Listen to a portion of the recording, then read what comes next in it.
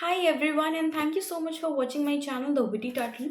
And in today's video we are going to start with 35DD and 35DDA, right? So 35DD क्या बोलता है? It speaks about amortization of amalgamation or demerger expenses, which means any kind of expense which is incurred during the process of amalgamation or demerger, then how the amortization process will be carried out for those expenses, right? So here it is specifically mentioned that the SSE has to be an Indian company, right? In the previous section, that was your section 35D, there the SSE was a resident person, but in section 35DD it is specifically mentioned that the SSE must be an Indian company. And here it says that the expenditure incurred for the purpose of amalgamation or demerger must be incurred wholly and exclusively for this particular purpose, right?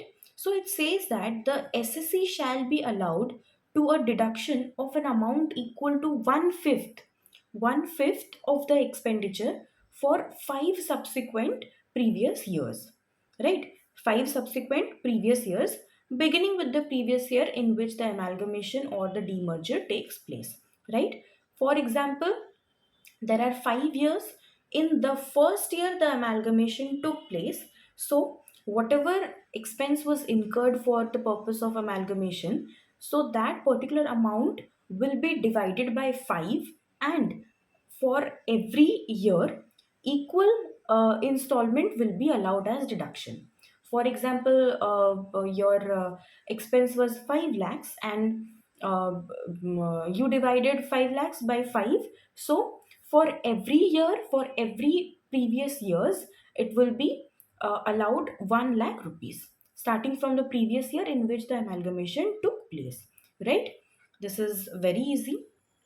The next point says that we cannot claim any other deduction under any other section for this particular amount. For this amount, which signifies your expenses incurred for your amalgamation or demerger, जिस पे हमने इस section में deduction ले लिया, दूसरे किसी section में हम लोग उसका डिडक्शन नहीं ले सकते हैं, right? Now the next point is very understand, you have to visualize this thing, ठीक है?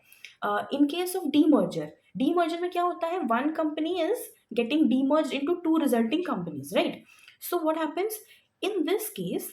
The deduction shall be allowed to that particular resulting company who has incurred the expenditure, right? Who has incurred the expenditure, दोनों में से उसी company को मिलेगा deduction जिसने actual में वो एक्सपेंडिचर किया है, right? Now the next thing says that in case of amalgamation, right, in case of amalgamation what happens, जो दो कंपनीज अमेलगमेट होती हैं, those two companies are known as amalgamating company, and the final company is known as your amalgamated company. So it says that one fifth of the deduction shall be available to the amalgamating company, right? Amalgamation जिन दो company को मिला के हो रहा है उनमें से जिस कंपनी ने भी एक्सपेंडिचर इनकर किया है, right? Whichever amalgamating company has incurred the expenditure, that particular company will get this deduction, like one fifth of the total amount. That company will get as deduction in the year in which the amalgamation took place. But what about the next 4 years? What about the subsequent 4 previous years? In the subsequent 4 previous years, the amalgamating company ceases to exist. Amalgamating company तो exist ही नहीं कर रहा ना, because दोनों मिलके amalgamated company बन गए, right? So in that case, the amalgamating company cannot claim deduction, right? So in that case, that amount, like if we are considering 5 lakhs as the amalgamation kharcha, then in that case what happens? In the first year in which the amalgamation took place, the amalgamating companies, they can claim deduction of rupees 1 lakh only. But what about the rest 4 lakhs? Rest 4 lakhs का deduction नहीं claim किया जा सकता. You cannot claim deduction of the remaining 4 years. That's why it is generally advisable that the amalgamated company should incur the expenses, right? Because after the amalgamation, these two amalgamating companies, they don't have any existence, right? So hence it is always advisable that the amalgamated company should incur the expenses so that you can claim deduction up to 5 years, right? 5 years and 5 equal installments. Understood? Next, we are coming to section 35 DDA, which speaks about amortization of expenditure incurred under your VRS, Voluntary Retirement Scheme. So, in case of this particular section, the SSC can be anybody. Like this section applies to all the SSCs. Okay. Um, in section 35D, it was only resident individuals. In section 35DD, it was only Indian companies.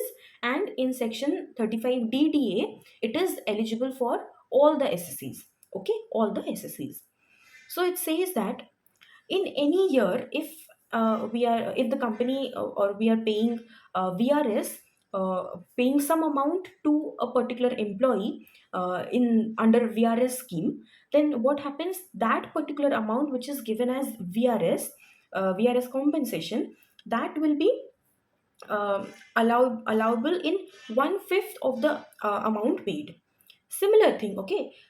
In the first year, it is given for example, the employee was paid 5 lakhs rupees. Then in the first year in which he took VRS, in that previous year 1 lakh will be allowed, and in the upcoming 4 years, for subsequent previous years, the remaining 4 lakhs will be allowed, right?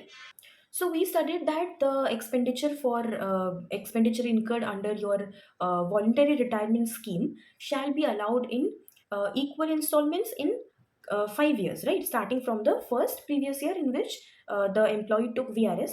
So here, what if the company in which the employee was working goes under amalgamation or demerger or succession? Amalgamation or demerger or succession. So in that case, what happens? In that case, in case of amalgamation and demerger, the resulting company or the amalgamated company will get the deduction, right? The new company which is getting formed will get the deduction in a similar manner. And similarly, in case of succession also, it is very same. So here, what do you mean by succession?